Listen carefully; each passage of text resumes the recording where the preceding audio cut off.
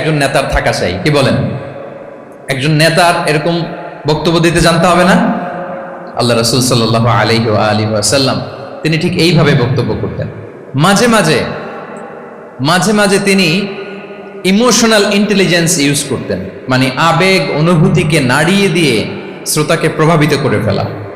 Spiritual intelligence বা emotional intelligence তিনি বক্তব্যের মধ্যে ব্যবহার করতেন। এমনভাবে তিনি নাসিহাত করতেন, এমনভাবে কথা বলতেন, মানুষের আবেগ অনুভূতিকে তিনি নাড়িয়ে দিতেন। আল্লাহু আকবার। ছোট্ট একটা উদাহরণ এখানে আমি হাজির করি। আপনারা হুনাইনের যুদ্ধের কথা নিশ্চয়ই শুনেছেন। কত হিজরিতে হয়েছিল? হ্যাঁ, আজকে তো অনেক পুরস্কার বিজয়ীদেরকে দেখলাম আমরা, মাশাআল্লাহ। কত?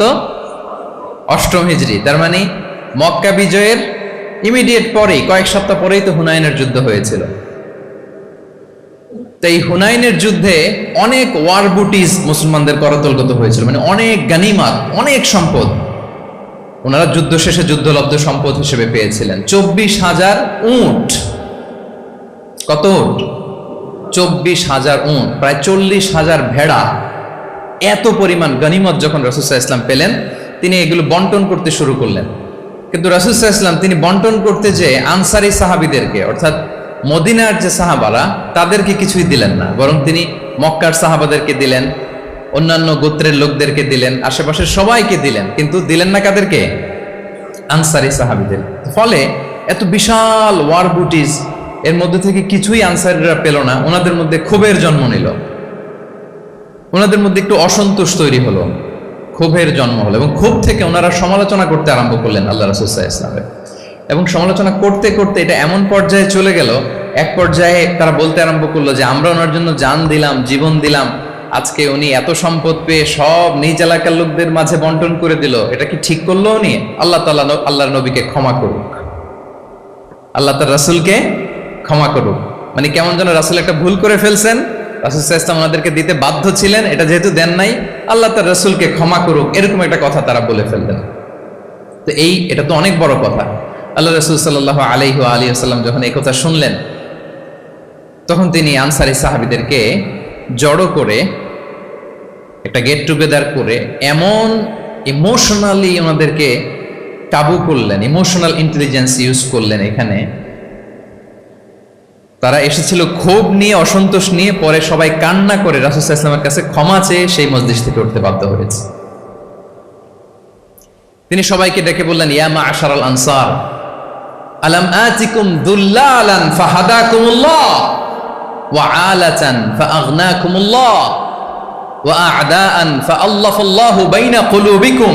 চমৎকার চমৎকার এক্সপ্রেশন, যে ওহে আনসাররা, আমি কি তোমাদেরকে পথভ্রষ্ট পাইনি, পথহারা পাইনি? আমার ওসিলায় তোমরা হেদায়েতের দেখা পেয়েছো। আমি কি তোমাদেরকে নিঃস্ব পাইনি? আমার ওসিলায় তোমরা সমৃদ্ধ হয়েছো, সম্পদশালী হয়েছো। আমি কি তোমাদেরকে যুদ্ধরত অবস্থায় পাইনি? আউস খাজরাজ তোমরা তো ফাইট করতেছিলে ইচ আদার। আমি যে তোমাদের মধ্যে সম্প্রীতি আর ভালোবাসার মেলবন্ধনে তোমাদেরকে একত্রিত করে দিলাম। আওয়াজাতুম ফি আনফুসিকুম ফি লুআআতিন মিনাদ দুনিয়া, আর দুনিয়ার সামান্য কিছু জিনিসের কারণে তোমরা মনে কষ্ট পাচ্ছ, যেটা দিয়ে আমি কিছু মুসলিমদের হৃদয়কে আকৃষ্ট করছিলাম। তাআল্লাফতু বিহা কওমান লিউসলিমু ওয়া ওয়াকালতুকুম ইলা ইসলামিকুম। আমি কিছু মুসলিমদেরকে এগুলো দিয়ে তাদের হৃদয়টাকে ইসলামের প্রতি আরো অ্যাট্রাক্টেড করতেছিলাম, আর তোমাদেরকে তোমাদের ইসলামের উপরই আমি ছেড়ে দিয়েছি। আমি জানি আমার আনসাররা, তাদের হৃদয়ে যে ইসলাম আছে এটাই তাদের জন্য যথেষ্ট। আমা তারবাউনা আইয়াযহাবান নাসু বিশ-শাতি ওয়াল বাঈর ওয়া তারজিউনা বিরাসূলিল্লাহি ফি রিহালিকুম।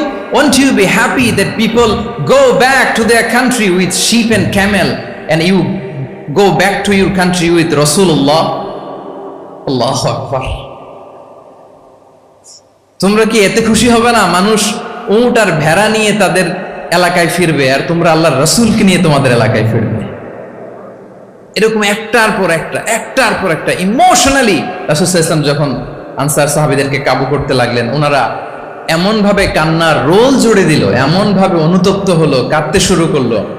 পরে এরা বলতে আরম্ভ করলো, আমি তো 2-1টা বাক্য বললাম, লম্বা চূড়া মন মাতানো বক্তব্য, হৃদয়স্পর্শী বক্তব্য।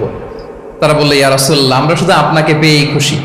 রাসূল সাল্লাল্লাহু আলাইহি ওয়াসাল্লাম বলেন, গোটা বিশ্বের মানুষ যদি এই পথ ধরে আর আনসারীরা যদি এই পথ ধরে, আমি এই পথ ছেড়ে দিয়ে আনসারীদের পথে হাঁটবো।